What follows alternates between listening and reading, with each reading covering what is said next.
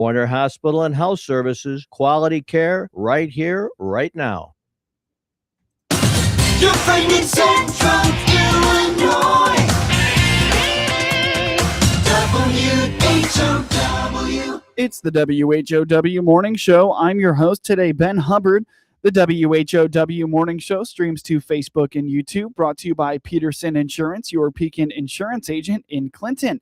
My guest in studio in this segment is Wendy DeMent, the Executive Director of the Vault in Clinton. Wendy, how you doing today? Doing well, thank you. Good. Would you actually just mind pulling that mic just a little closer to you? I'm sorry about that. No problem. Thanks so much for joining us on the morning show today. Again, how are you doing this morning? Doing well, thank you. Good. Thank you so much again for joining us. So the Vault, obviously everybody knows the Vault in Clinton, right? What's been going on? What's the latest? Oh gosh, we are having a busy spring. We're getting ready for our summer camps, getting ready for our garage sale. Still having a lot of fun with all the kids, and it's going great. Yeah, there's times where I sit here and I go, man, I wish that I grew up in Clinton. Some of the stuff that you guys have over at the Vault sounds super fun, and obviously the intention and the purpose for the kids is great. You had mentioned that garage sale. This is an every year event for you guys, and that's coming up pretty soon. Let's jump into what this garage sale is all about. Okay, well, this is our second annual garage sale, and it's Donna McClurg. Everybody needs a Donna in their life. She's wonderful.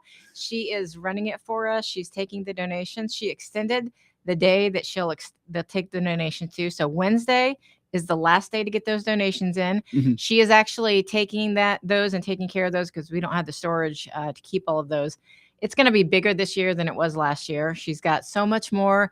We're going to open up both floors this year. Last year we only had the first floor. This year it's going to be both. We're going to do it from 10 to 5. And we are going to accept debit and credit cards this year. Nice. So Awesome. Yeah, it's going to be huge, and we're very excited about it. And so you said, I'm sorry, just one more time, say what the date and the time for that was. It's going to be this Saturday, March 14th from 10 to 5. Awesome. And if you still have donations you'd like to drop off, Wednesday is the last day. And I'm going to read Donna's phone number for you. It's 309-830-6808. And you can contact her and she will arrange for pickup. Perfect. So this is the second year that you guys are doing this. For anyone who may not remember last year, just give us kind of a rundown of what this day looks like and what the purpose of it is. Well, we'll have the vault will be full of everything that's been donated over the past year. Really, she started collecting just about when it ended last year. And these are things like toys, household goods, clothes, just about anything you could imagine, books, electronics, all kinds of things. All the proceeds will go to the vault. So there'll be something for everybody. Come and see us. Yeah. So tell me a little bit about how this event went for you guys last year and the first year that you did it. It went so well. We had a line out the door before we even opened the doors. We were busy all day, and it was great. I mean, we sold a lot of stuff and we had a lot left over. And so we're hoping that we'll sell even more this year. Gotcha. So some changes this year, like you had mentioned, accepting credit and debit cards now, as well as expanding it, opening it up to that second floor. Tell me a little bit about, the decision to make those changes as you guys have grown this year. Well, we want to make it open up. Well, first of all, we have more stuff. Yeah. So that's why we're going to expand it. But also to make it not so crowded, because when just having that one floor last year, it got pretty congested. Yeah. So tell me a little bit about planning, from especially in the first year, kind of where did the idea come from to have this event? And then what was it like organizing it for the first time? It was Donna's idea to have it. It was something she wanted to do. And she said she'd organize it. And that I was like, hey, great. You want to run with that? That'd be great. Yeah. Because the big thing was she was willing to accept those donations and even pick them up if needed and store them. That was the key thing, because we don't have a lot of storage space. We've got a lot of room in the vault, and it's all taken up with all of our games and entertainment and the things for the kids. And our storage space is very limited to, our cafe storage, our prize vault, a very small tool room. So when she was ready to do that and wanted to organize it, she got it together. She tags everything. And so she did that for us. And so last year we had to set it up the day of, which was a lot of work and very difficult. But this year we're going to have our glow dodgeball the night before, and so that'll be at FCC. So if we've got the kids doing that, we can get in there and get everything set up the day before, which is going to be a huge help for us to do that. Yeah, absolutely. So in this second year, tell me a little bit about logistics. Who's helping out when it comes to running this event for the Vault? Well, Donna's got a few people helping her. We've got some of our mentors are helping us, and then I'll be there. So are students involved at all with the transactions or anything like that, similar to what they would be like in the cafe and things like that? They'll probably help us bring tables up. They probably not with the transactions. We'll take care of that. If they would want to come and help us, they can come and help with some of the setup and things like that. Yeah. Are you guys asking for any community volunteers or anything like that for if it? anybody would want to come and help us set up, that would be wonderful. They can get a hold of me, WDeMent@thevaultclinton.com. I would take all the help I can get. Yeah, definitely. Wendy, any things on the garage sale coming up this Saturday that we missed? I don't think so. No, I think we hit everything. Awesome. So once again, just put that on the calendar. The garage sale coming up this Saturday at the Vault. As we move right along through the schedule of events at the Vault in Clinton, up next is a resource fair, and this is a really unique opportunity, and that's for grandparents who are raising their grandchildren. Tell us a little bit about this event. So it's going to be held with several other organizations in DeWitt County. So we have a coalition that meets once a month with all sorts of organizations, and somebody approached me and asked if we could host it at the Vault. And so we're going to have that on Monday, April 13th from 4 to 6. And it's going to be paired at the same time right before actually our family game night. Nice. So we're also gonna have that. We're gonna kind of do everything in one foul swoop. We're gonna have our serve day, and we're gonna have our students help us with this resource fair. They're gonna help us set up. They're gonna help us greet people. Help us if anybody brings their little kids, they'll help us entertain the kids. We'll go right into the resource fair. We'll have, I believe, the last time I checked, there was about 9 to 10 agencies that would be there. People can come in, have a snack, go around to see what all the agencies have to offer, because I believe we have quite a decent population of grandparents raising grandchildren, or even other relatives raising children. See what else we have to offer. And then we want them to invite them to stay for our community night. We have this once a month. It's normally on the first Monday of the month.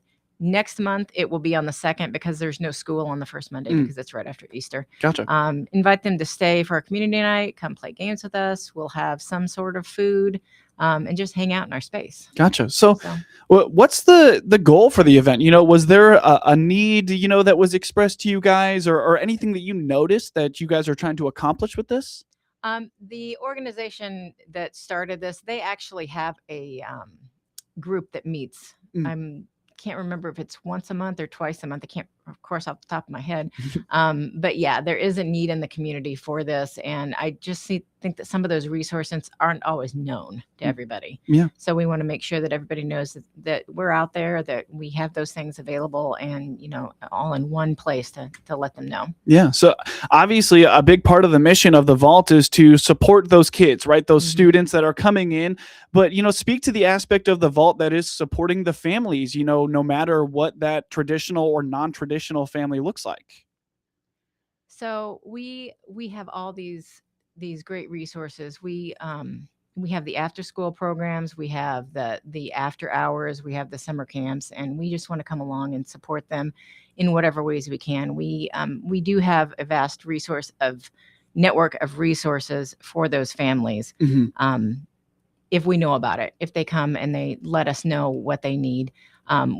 We may not be able to offer it directly in the Vault, but we know the places to get them. Yeah. So we can use our network to reach out and ask for those. So if they reach out and talk to us and let us know what is needed, we will reach out to our network and figure it out. Definitely. So as you had mentioned, this resource fair is paired up with the family game night at the Vault. Just give us a reminder for what these monthly family game nights look like. What's kind of the general layout of these? So people just come in. It's pretty laid back. Come in. We have some sort of food. Sometimes it's pizza. Sometimes it's maybe a nacho bar or baked potato bar, something like that. bring you board games if you want to, or use our board games, or come in and just hang out in our space. Maybe take on a round of Gaga Ball with your kids. Yeah. We just want you to come out and hang out with us and really learn what it's about. If your kids are 13 or under, they do need an adult. Mhm. 14 and up, they can, come and hang out on their own. But we really want the families to come together. Yeah. Yeah. We want to meet you. We want to meet our families. Yeah, of course. Absolutely.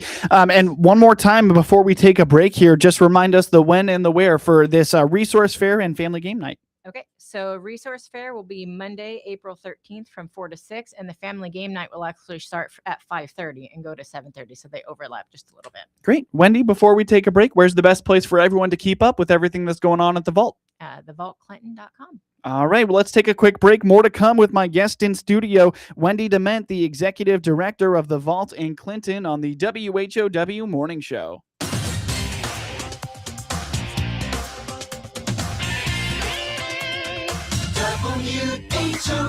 WHOW. Let's check the opening numbers now at the Chicago Board of Trade on this Monday. I'm Jim Taylor on the RFD Radio Network. Corn and beans starting higher, wheat opening lower. May corn 462 up 1.5. July corn up 2.5, 473.5. New crop December 487.25 up 2 3/4.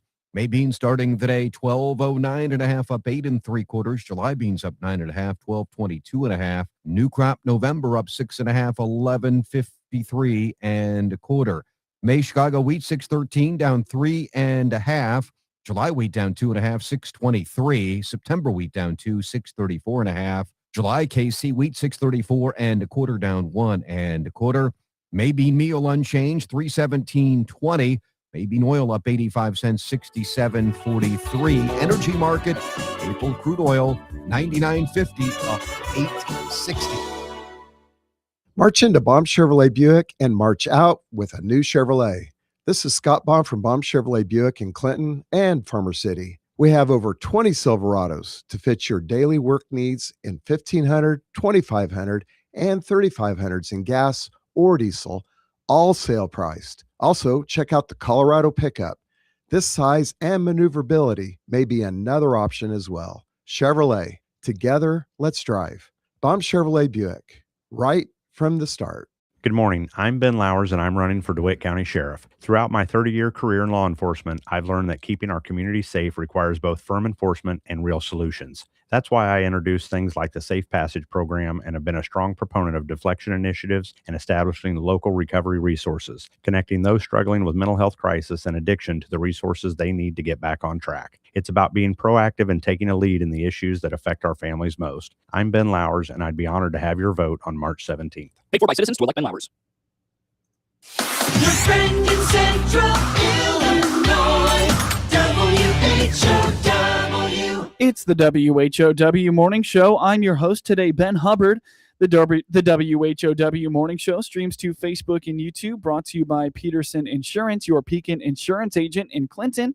We continue with my guest in studio in this segment, Wendy DeMent, the executive director of the Vault in Clinton. And Wendy, it seems like the work never stops and time is just flying right by, and we're pretty much almost to the summer here, or at least I'm going to keep telling myself that, right? Right. So what's going to be coming up at the summer? Obviously, the big thing this summer is going to be summer camps at the Vault. Summer camps. Yes, we are looking forward to those. We're planning those. The signups will come up probably about the end of the month. Mm-hmm. And we're looking forward to that again. I know that Jason's been talking to Seth a lot about doing probably a journalism camp. Mm-hmm. And of course, we'll have our culinary camp. That's one of our favorites. That's why we're looking into expanding our cafe, which will probably start during spring break. Mm-hmm. So yeah, those are, as always, everything at the Vault is free to the kids. And the only thing with our summer camps is we ask a $50 deposit to hold your spot. Mm-hmm. And if your student attends 4 out of the 5 days, or 80% if it's a summer long camp, mm-hmm. we refund that deposit. That's just so that we don't have people signing up and then not attending. So we want everybody to have a chance to attend our camps. Mm-hmm. So yeah, we're super excited about those. Our camps are called the Envision You Summer Career Camps. Mm-hmm. We want the students to have a chance to envision themselves in a career. whether it be something that you would go to college for, something you would go to a trade school for. Everybody's got a different path, and we want everybody to have a chance to try something different. Yeah. And so we have a few that will try a couple. We try to have it so that you can sign up for 2 to begin with. And then, if for some reason they don't fill up, you can sign up for another one. But they usually fill up pretty quickly. The culinary one will probably fill up fairly quickly. That seems to be our most popular, whether it be summer camp, whether it be after hours. The kids love to cook. Really? That's an interesting one to me. I feel like you think a culinary is kind of more of a niche interest, right? You would think so, but I don't know. They love to cook. They love to eat. Yeah, so. fair enough. Yeah. I guess they'll prove me wrong then on that one. So you had mentioned that there are week-long camps and then there's summer-long camps. Tell me a little bit about the difference between those. Which ones are going to be our summer-long and which are the shorter ones? Well, I'll speak to last year's camps because I won't say what they're going to do this year yet. Yeah. So last year we had the culinary camp, which was a week long. That's 5 days, and they did different things each day, what they were going to do. And sometimes they'll take a trip to one day. I don't remember if it was last year or the year before. They went to a business, like maybe they'll go to Chick-fil-A, maybe they'll go to Cinco, whatever businesses they line up. They'll go and they'll see how the businesses run, see different things you can make, all the different aspects of running a business. They'll do that for a week. The summer long camp last year was the creative arts camp. So we had back when we first opened the vault, we had student ambassadors. They created a mural downstairs. Oh, nice. And it had been there since we opened the basement. So we had Mark Woods come in, and he took a beautiful portrait of it so that we could, have it to hang up and remember it. Nice. And then we had those kids, we painted over the wall, and then the kids came in and did a mural. They taped off different spots. And then the theme was kindness is key. Kindness is key. Kindness is the key. And they all took a different spot, and that's what they worked on all summer long, is recreating a new mural. Nice. So that was what they did. And we also did a couple of different things. They talked about digital art. We did photography. So that was all summer long. Yeah. So that's a little bit of a difference. And then they also did, last year, they did a construction and trades. That was just a week long, and they built the pallet walls that have storage on the back. So that was only a week long. So that's a little bit of the difference. And then they're talking this year about doing perhaps maybe one more that's a summer long. So they'll have those finalized probably by the end of the month. Awesome. Nice. So, something that's really interesting to me about this is that, you have all of these different topics, such a wide range between culinary and arts and construction. Speak to me about the community partnerships, working with all of these different organizations or with people who are coming in and doing these lessons for the students. How are you guys kind of organizing that with the community members? Oh gosh, you know what? You couldn't do anything without this community. Yeah. And this community, from the camps to the after hours to the fundraising, nothing would happen at the vault without our community. And Jason and Dylan have been diligently working out to reach out to them and bring them in. And it doesn't just happen at the camps. It happens year long. And I cannot say enough about our community and how wonderful they have been since before we opened the doors, and how much they have poured in. But they have been reaching out.